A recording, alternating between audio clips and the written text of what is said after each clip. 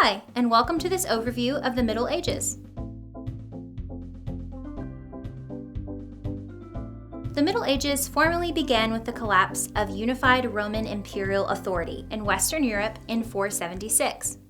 Though the Roman Senate officially transferred that authority to the Eastern Roman Empire in Constantinople, which became known as the Byzantine Empire, Europeans in the previous Western Roman Empire no longer had Roman emperors ruling over them.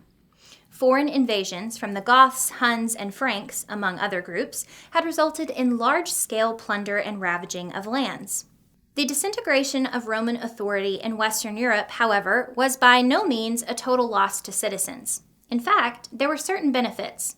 No longer did a universal monarch hold sway over much of the continent, with an army, civil service, and road system powerful enough to impose and collect heavy taxes.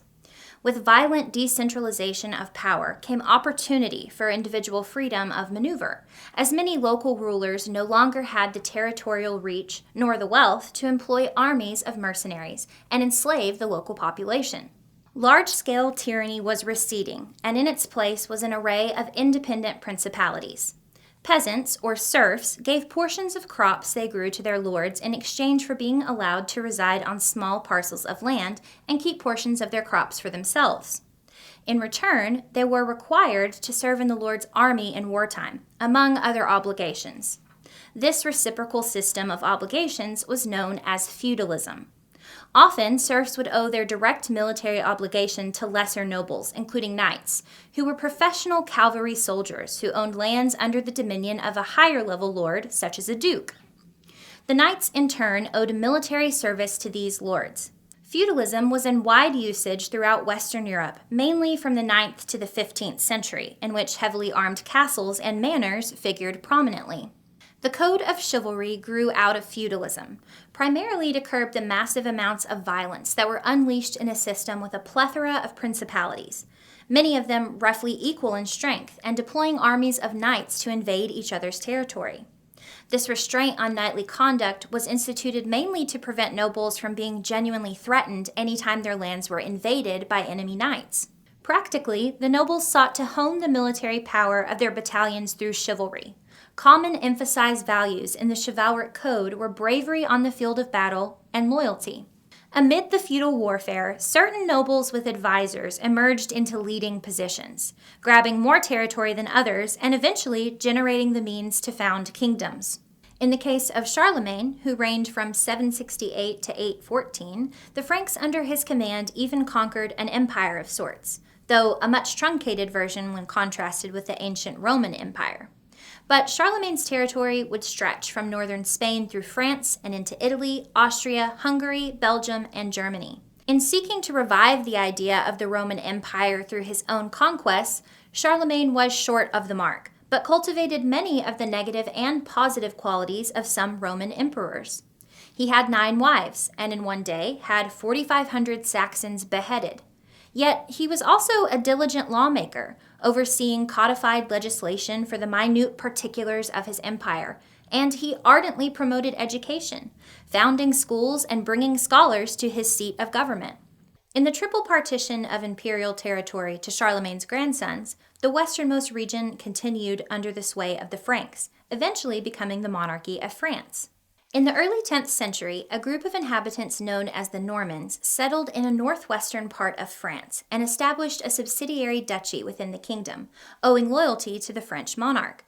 This relatively small duchy became enormously powerful, helping to install Hugh Capet on the French throne in 950.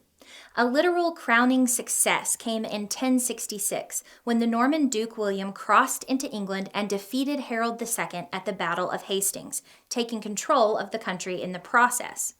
Through the installation of William the Conqueror, as he was thereafter known, on the English throne, and through a combination of marriage and power politics, the Norman rulers of England were eventually able to wrangle control of half of France, thereby creating the Angevin Empire. This development put French royalty in the awkward position of watching a vassal state take control of a foreign country and usurp French authority within France itself. The French quest for revenge helped fuel the Hundred Years' War, won by France in the mid-15th century, thanks to several factors including diplomatic skill, the inspirational campaigning of Joan of Arc, and the expert deployment of cannons in the French armies. As Europeans waged deadly warfare, they were gaining tremendous skill in battle, skill that could better be employed to win foreign territories and markets rather than wasting the strength of each other. The Catholic Church recognized this dilemma and used the pretext of Muslim invasion and occupation of the Holy Land to spur Christian Europeans into action. Pope Urban II led the charge by giving a speech at the Council of Clermont in November 1095, in which he granted divine sanction to Christian military efforts to retake Jerusalem. The resulting European campaigns to reconquer sacred territories in the Near East became known as the Crusades. The Crusaders initially succeeded and took control of Jerusalem and surrounding lands, which they possessed for almost a century. At the outset, nominally fighting on the side of the Byzantines as co-religionists, in 1204 a detachment of Crusaders diverted from their main mission and sacked Constantinople. But as a result of this sacking and subsequent incursions by Turkish troops on Byzantine frontiers, groups of Byzantine scholars immigrated to the West, bringing a trove of preserved ancient works of scholarship with them. At roughly the same time, the French were smashing their way to victory against England, using powerful artillery units. The Turks were also employing cannons in their siege of Constantinople. They took the city in 1453, effectively ending the Byzantine Empire.